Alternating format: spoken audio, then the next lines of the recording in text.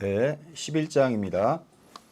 자왈 군자는 해덕하고 소인은 해토하며 군자는 해영하고 소인은 해해니라. 공자께서 말씀하셨다. 군자는 덕을 마음에 품고 소인은 땅을 마음에 품으며 군자는 형벌을 마음에 품고 소인은 은혜를 마음에 품는다. 네. 요 해자는 품을 해자입니다. 그러니까 마음에 품다는 마음속으로 항상 생각한다 이런 뜻이겠습니다. 네, 여기서 군자와 소인 대비해서 얘기하고 있습니다. 논어에 이런 경우가 많이 있습니다. 여기도. 근데 그것이 뭐냐? 마음에 품는 것이 뭐냐? 덕입니다. 근데 소인은 땅입니다. 이게 땅은 이제 물질적인 것이겠죠.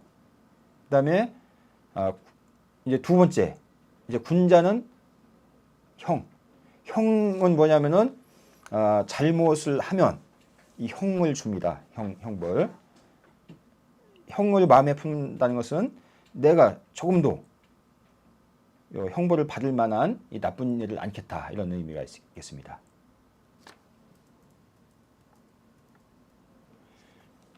근데 소인은 해는 은혜 해자입니다. 소인은 항상 그 기회를 봐서 자기 이득을 취하는 그게 소인이죠. 그러면서 만약 잘못해서 걸렸다. 그러면 항상 그 변명을 하고 또 용서받기를 빌고 다른 사람이 은혜롭게 자기를 용서해 주길 바라고 이것이 은혜 해자겠습니다. 은혜를 마음에 품는다.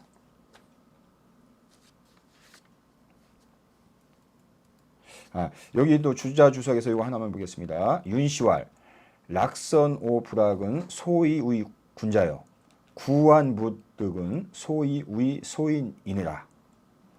예. 이제 그 당시 주자 때 같은 학자였던 윤돈이라는 사람이 얘기했는데요. 선을 좋아하고 불선을 미워하는 것은 군자가 되는 바이다. 해덕이 선을 좋아하는 것이겠죠. 그 다음에 해형은 악을 선하지 못한 것을 싫어하는 것이겠습니다. 이것이 바로 군자이고, 그 다음에 구한무득은 구한은 구차스럽게 편안한 거. 이게 해토겠죠. 자기 그 편안함만 추구하는 거. 그 다음에 무득 얻는 것에 힘쓰는 것은 이게 해토고 해해겠죠. 구한무득은 이것은 소인이 되는 바이다. 한마디로 잘 얘기를 했습니다. 다음 12장 보겠습니다. 자왈 방어리 행이면 다원이니라. 이익에 의지해서 행동을 하면 원망이 많다. 짧습니다. 여기서 방자를 좀 해석을 해야겠는데요. 여기 주자 주석을 보면 방은 의하라 이렇게 풀이했습니다. 의지하다로 풀이했습니다. 그러니까 방어리 하면 이익에 의지하다. 그러니까 이익에 매달리다. 그렇게 해서 행동을 하면 방어리 해서 그래서 행동을 하면 그러니까 보통 이것은 소인이 하는 행동이겠습니다. 항상 이익을 따져서 그렇게 행동하면 원망이 많다. 다른 사람한테 원망을 많이 사게 되겠죠. 이 얘기겠습니다. 정자왈 용리역이 필해어인 고다원 이렇게 풀이했습니다. 우리가 자기는 기이고 다른 사람은 인을 씁니다. 그래서 용리역이 자기에게 이롭게 하고자 하면 반드시 다른 사람에게 해를 끼친다. 그래서 원망이 많은 것이다. 그렇죠?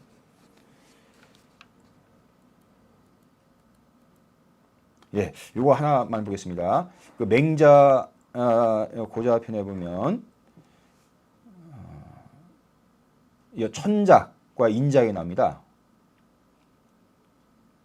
하늘이 준 자구이, 그다음에 인작은 사람이 준 자구이라는 얘기가 나오는데요.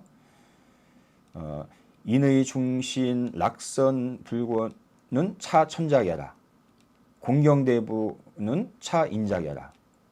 그렇죠? 그러니까 인의 충신과 선을 좋아하며 게으르지 않는 것은 이것이 천작이다. 다음 공경대부, 이것은 인작이다. 그러니까 이런 것은 인의 충신 지키고 이렇게 선을 추구하고 이런 것은 하늘이 준 자구이다, 이렇게 얘기를 한 거고, 이런 높은 벼슬아치를 이거를 추구하는 것은 이것은 사람이 주는 벼슬이다라고 한 것이겠습니다. 사람이 주는 벼슬이다. 그다음 고지인 수기 천작이 인작 종지라, 금지인은 수기 천작하여 이요인작이라. 기득인작이면 이기 천작이니 즉 혹지심야니라. 종역 필망이의니라, 이렇게 했는데요. 옛날 사람들은 한 천작을 닫고 그 인작이 그 뒤를 따랐다. 이 얘기는 뭐냐면은 이런 기본적인 것을 내가 잘 닦게 되면 이 인작이, 이런 지위가 자연히 따르게 된다. 그렇죠? 그런데 지금 사람들은 이미 인작을 얻고 나면 이 천작을 버린다 이거죠. 버리니 미혹함이 심한 것이다. 끝내는 인작마저 잃게 될 뿐이다. 이 얘기는 뭐냐면은 인작은 다른 사람이 준 자구이기 때문에 내가 잃어버릴 수가 있는 것이겠습니다. 그런 얘기겠습니다. 그 다음에 이제 13장 자왈, 능이 예양이면 우이곡호의 하유며, 불능이 예양이면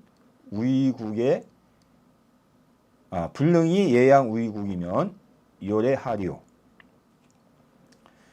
능이 예양으로서 나라를 다스린다면, 능이 예와 양으로서 한다면 나라를 다스리는 것에 어떤 어려움이 있을 것이며, 불능이 예양이 우이국이면 능 대신에 불능이 왔죠. 예양으로서 나라를 다스리지 못한다면 예를 어찌할 것이냐. 여기서는 한문 문법식이 약간 필요한데요. 하유는 하난지유의 준말입니다. 하난지유. 우리가 하유란 말이 이렇게 나오는데 이거는 실제로는 하난지유. 이것이 어떤 어려움이 있겠느냐. 그것이 줄여가지고 하유. 이렇게 하는 거죠. 어떤 어려움이 있겠느냐. 그 다음에 맨 밑에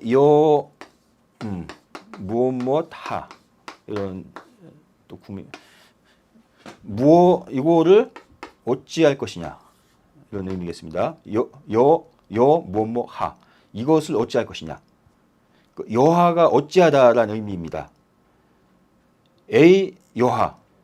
그럼 A를 어찌할 것이냐. 이렇게 했는데 여기는 여와 하 사이에 그 말을 집어넣습니다. 그러면 예양하. 예양을 어찌할 것이냐.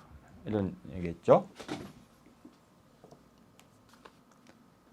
그러니까 우이자는 한문에서 여러 가지 뜻이 있습니다. 뭐 하다, 되다, 뭐 말하다, 다스리다 등인데 여기서는 그 나라를 다스리다 이런 의미겠습니다. 우리가 우의정편이 있습니다. 그러니까 정치를 하다 뜻이겠죠. 여기도 여기서 핵심은 예와 양입니다. 그런데 이런 주석 양자는 예지시하라, 예자는 양지문하라.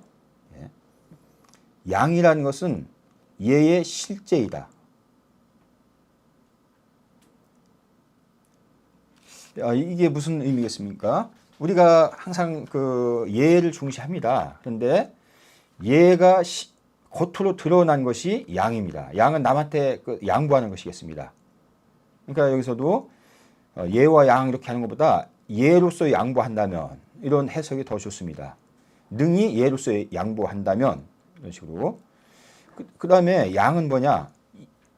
예는 양지 문야라 했어요. 그 예란 것은 그 양의 그 문이다. 그 사양한 것이 잘 그 문의로 나타나는 것이 바로 예이다. 이 문자는 아름다운 문의 이런 뜻. 그러니까 예와 양과의 관계 겠습니다. 밑에 여기서는 예와 겸양으로 이렇게 풀이했는데 예의 겸양으로 이렇게 해야 더 좋겠습니다. 예의 겸양으로 한다면 나라를 다스림에 무슨 어려움이 있겠는가? 하난지요. 그다음에 요 반대죠. 예의 겸양으로서 나라를 다스리지 못한다면 그 예를 어찌할 것이냐? 그죠? 요래하. 예, 됐나요?